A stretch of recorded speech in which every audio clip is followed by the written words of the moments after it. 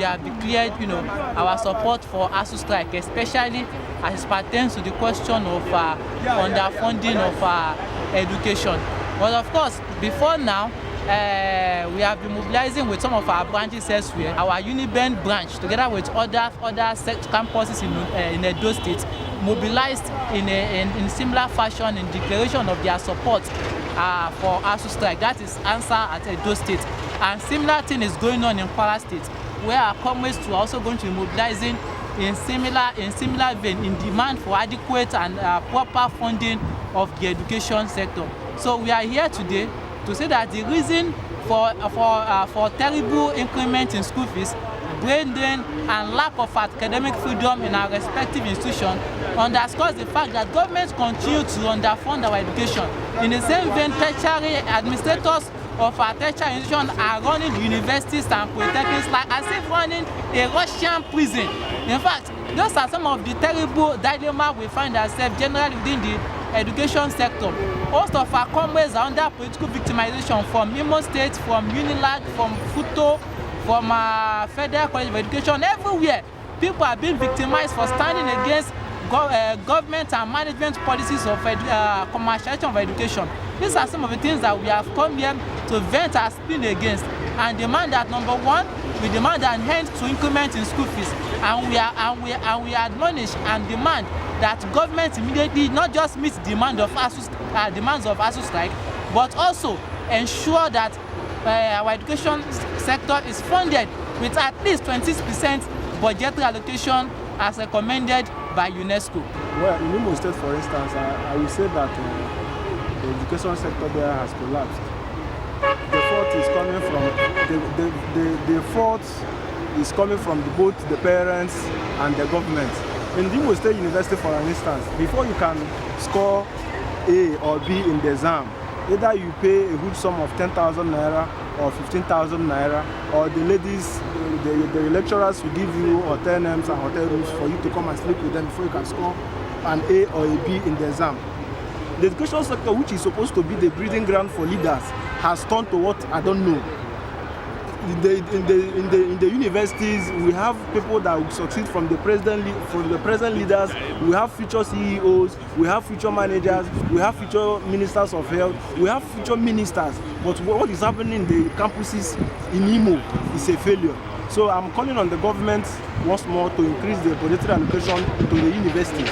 In my own school, which is the Federal University of Technology, I don't know what to say about that one. The institution, there is no union. The vice chancellor is a VC and also the SUD president. He takes the decision for the school, for the members of the Senate. He only takes the decision for the students. So there is no unionism in the Federal University of Technology. There is no unionism in the Avanikoku Federal College of Education or Owerri. There is unionism in the Imo State University, but the unions are not working. So the government and the parents should help to restore the education system in Nigeria.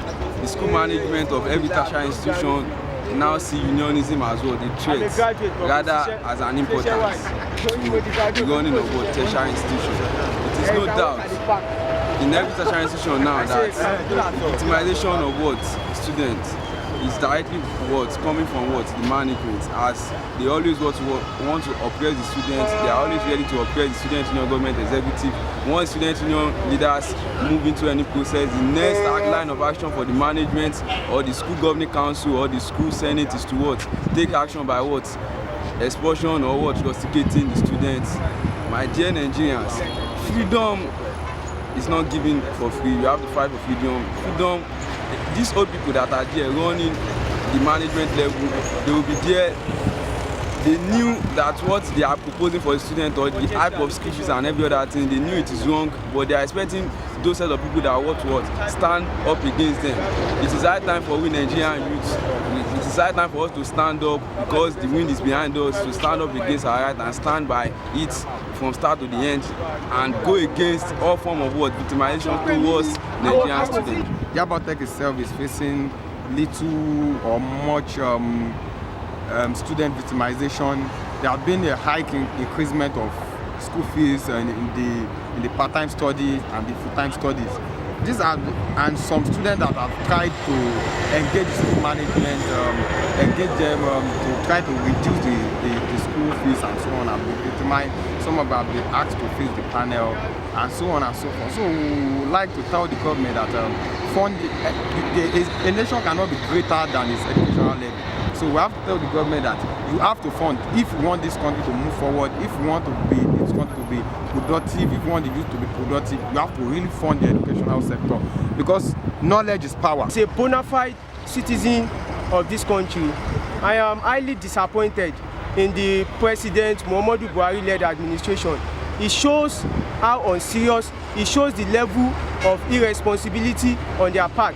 I could remember vividly when Nelson Mandela was quoted as saying that the level of education in a nation, a nation cannot rise above a level of education. As of today, in fact, it is very crystal clear, like the biblical teke menu passing, that the role of education in the society is a sine qua non. In fact, it cannot be overemphasized. But though it pains me, it gives me maniacal bewilderment and puts me in a state of sadism that the Nigerian government as of today, they do take education with levity and education, they say, is the only way to pivot development. But in Nigeria, it is a turnaround. That they've not turned education into a private sector where ventures and has not taken over experiments, sciences, and all of that. Now it will surprise you that victimization has been going around institutions in Nigeria, be it Ogun State, be it Lagos State, be it Osun State. Now it's very sudden that our educational sector has gone beneath that. Even us to themselves are coming out to lead a strike. Now what is education all about here? Education is the only way to private economy. It is high time we come out to ask questions. I wouldn't want to criticize any government here, but we want us to say we need to ask questions. It is said that freedom is not given. Freedom is not given freely by the oppressed, but it is demanded by the oppressed. I won't be surprised in the next few years whereby education will not become a normal thing that everybody, it will not be a criteria for us to be successful, it will not be a criteria for our careers. People will not even bother about education again because they felt you need to have something at hand.